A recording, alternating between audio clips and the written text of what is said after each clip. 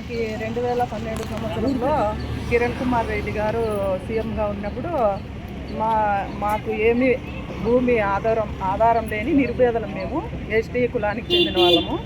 మాకు అప్పుడు కిరణ్ కుమార్ రెడ్డి గారి ప్రభుత్వం ఉన్నప్పుడు మంచికి 2 ఎకరాల భూమి ఇచ్చింటే ఇప్పుడు దౌర్జన్యంగా ఆ భూమిని కొంతమంది దళారులు అంటే పెద్దోళ్ళు ఆక్రమించుకున్నారు.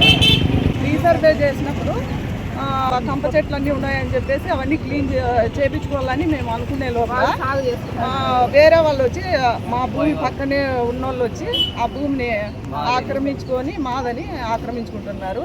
మేము మాదని ఎంఆర్ఓ గారికి ఆర్డీఓ సార్ గారికి కంప్లైంట్ చేసినా కానీ వాళ్ళు స్పందించడం లేదు.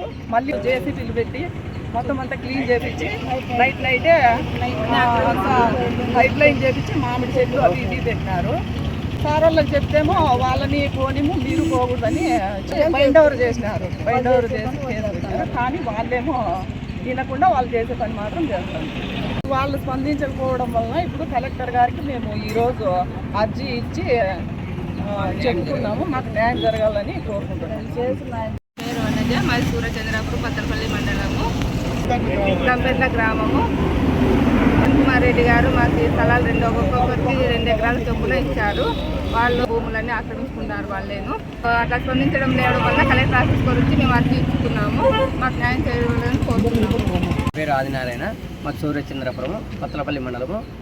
సీఎం కిరణ్ కుమార్ రెడ్డి ఉన్నప్పుడు మాకు 2 ఎకరాల భూమి పంపకం కింద ఇచ్చాడు. 2 ఎకరాలు ఆ భూమి రీసర్వే జరిగిన తర్వాత మీదే భూమి అని చూపించినారు మాకు. ఆ భూమిలోకి మేము చీకు చెట్లు పీకేసుకొని మీ ఎవరెవరి భూమి వాళ్ళకు డివైడ్ చేపిస్తామని సర్వే వారు చెప్పారు.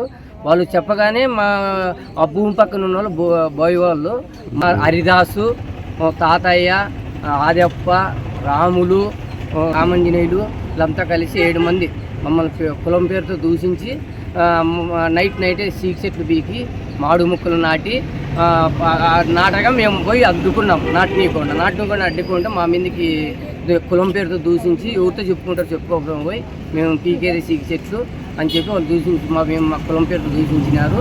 మేము ఎంఆర్ఓ గారిని పోయి సహకరించినాము. ఎంఆర్ఓ మేడం గారు మీరు మీ దగ్గర ఏంటి ఉన్నాయంటే మా దగ్గర ఉండే ప్రూఫ్ అన్ని చూపించినాము. చూపించిన తర్వాత మేడం ఎస్ఐ గారికి చెప్పినాం. ఎస్ఐ గారు ఎంఆర్ఓ మేడం గారు మాకేమీ స్పందించలేదని చెప్పి మేము కలెక్టర్ దగ్గరికి వచ్చాము.